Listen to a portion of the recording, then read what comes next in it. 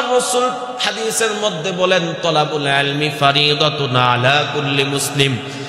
এই দুনিয়ার জাতি শুনো, কোন আমল ফরজ, কোন আমল ওয়াজিব, কোনটা সুন্নতে মুআক্কাদা, কোনটা নফল, কোনটা হারাম, কোনটা হালাল। অর্থাৎ দৈনন্দিন চলতে ফিরতে গেলে যে ইলমটুকু জানা প্রয়োজন, ততটুকু ইলম প্রত্যেকটা নর নারীর জন্য আল্লাহ রাব্বুল আলামিন ফরজ করে দিয়েছে। মুসলমান ভাইরা আমার, আল্লাহর রাসূল বলেন প্রত্যেকটা নারীর উপরে কয়টা জিম্মাদারি? এক নাম্বার জিম্মাদারি হলো স্বামীর ঘর সংসার হেফাজত করা, স্বামীর ধন সম্পদের হেফাজত করা। অনেক সময় দেখা যায় মহিলারা স্বামীর কাছ থেকে কিছু টাকা সরায় রাখে, পকেট থেকে 10 টাকা, 20 টাকা, 30 টাকা, 50 টাকা সরায় রাখে।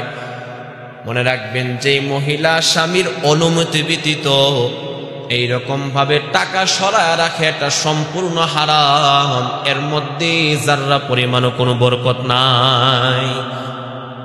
একজন মহিলার 2 নাম্বার দায়িত্ব হলো স্বামীর ছেলে মেয়েদেরকে দেখাশোনা করা, তাদের পরিচর্যা করা।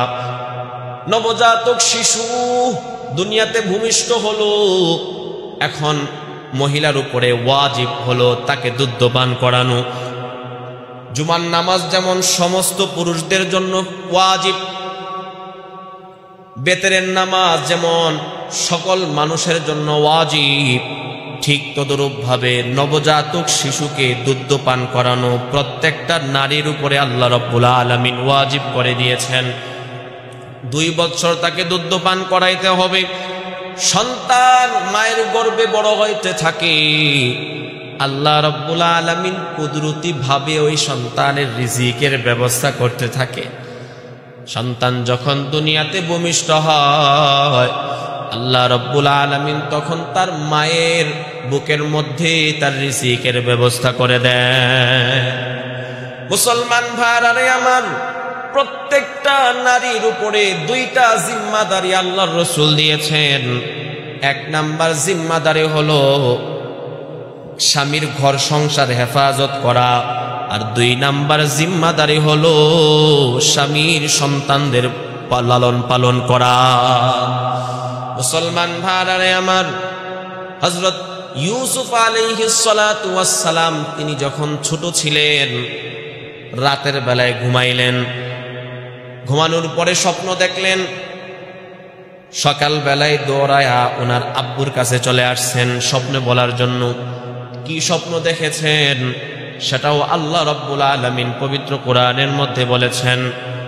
আল্লাহর ভাষায় হযরত ইউসুফ আলাইহিস সালাতু ওয়াস সালাম বাবার কাছে এসে বলতেছেন, ইয়া আবাতি ইন্নী রাআইতু 11 কাওকাবা ওয়াশ-শামসা ওয়াল কামারা রাআইতুহুম লি সাজিদিন।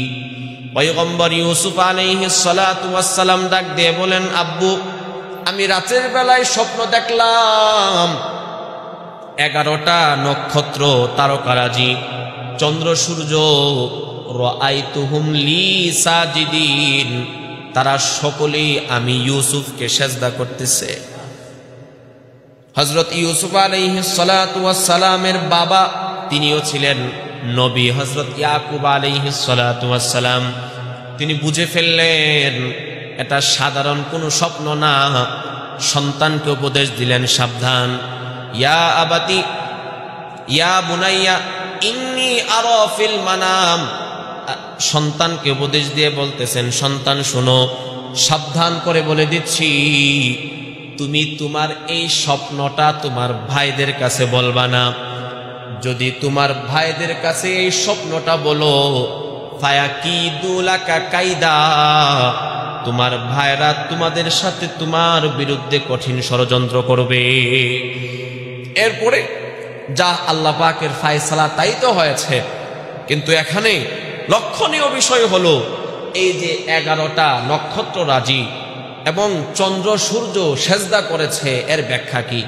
মুফাসসিরিনে কেরামগণ বলেন, এর ব্যাখ্যা হলো 11টা নক্ষত্র তারার দ্বারা উদ্দেশ্য হলো হযরত ইউসুফ আলাইহিস সালাতু ওয়াস সালামের 11 জন ভাই। চন্দ্রের ব্যাখ্যা হলো হযরত ইউসুফের মা, সূর্যের ব্যাখ্যা হলো হযরত ইউসুফ আলাইহিস সালাতু ওয়াস সালামের বাবা। মুফাসসিরিনে কেরামগণ বলেন, এই আয়াতের তাসবিহ দ্বারা কিয়ামত পর্যন্ত আমাদেরকে উপদেশ দেওয়া হয়েছে পৃথিবীতে প্রত্যেকটা বাবা হলো সূর্যতুল্য, প্রত্যেকটা মা হলো চন্দ্রতুল্য, আর তাদের ঔরসে জন্ম নেওয়া প্রত্যেকটা সন্তান হলো তারকাতুল্য। যেমনি ভাবে তারকারাজিগুলো চন্দ্রের পাশে থেকে থেকে পুরা পৃথিবীতে আলো ছড়ায়া দেয়, ঠিক তদরূপ ভাবে ফ্যামিলির সন্তানগুলো মা বাবার সাথে থেকে থেকে তারাও পুরা সমাজের মধ্যে আলো ছড়ায়া দেবে। যেমনি ভাবে পৃথিবীর নিজাম পরিচালনার জন্য সূর্যের কিছু দায়িত্ব আছে, চন্দ্রের কিছু দায়িত্ব আছে, ঠিক তেমনি ভাবে আমার আপনার ঘর সংসার পরিচালনার জন্য বাবা তুল্য সূর্য আপনারও কিছু দায়িত্ব আছে, মা তুল্য চন্দ্রেরও কিছু দায়িত্ব আছে। বাবা যদি তাদের দায়িত্বগুলো সঠিকভাবে পালন করে, মা যদি তার দায়িত্বগুলো সঠিকভাবে পালন করে, তাহলে ওই ফ্যামিলির প্রত্যেকটা সন্তান আকাশের তারকা তুল্য হয়ে যাবে। আর যেই ফ্যামিলিতে বাবা সূর্যের ভূমিকা পালন করে না, যেই ফ্যামিলিতে মা চন্দ্রের ভূমিকা পালন করে না, মনে রাখবেন ওই ফ্যামিলির সন্তানগুলো শ্রীগাল হাইওয়ান জন্তু জানোয়ারের চাইতে আরো নিকৃষ্ট হয়ে যায়। কথা কোন ঠিক কি ঠিক না? এই জন্য আসুন আমরা সন্তানের ক্ষেত্রে সতর্ক হই, স্ত্রীর ক্ষেত্রে সতর্ক হই, ইসলাম মোতাবেক আমি আমার ফ্যামিলিটা চালানোর চেষ্টা করি। মনে রাখবেন কোরআন এবং সুন্নাহ অনুযায়ী যদি আমরা আমাদের ফ্যামিলিটাকে চালানোর চেষ্টা করি, আল্লাহ রাব্বুল আলামিন আমাদের ফ্যামিলিটা দুনিয়াতে জান্নাতের বাগান বানায় দেবে। আল্লাহ পাক আমাদের সকলকে যেই কথাগুলো বলেছে আমলের তৌফিক দেন, বলেন আমিন। ওয়া আখির দাওয়ানা আলহামদুলিল্লাহি রাব্বিল আলামিন।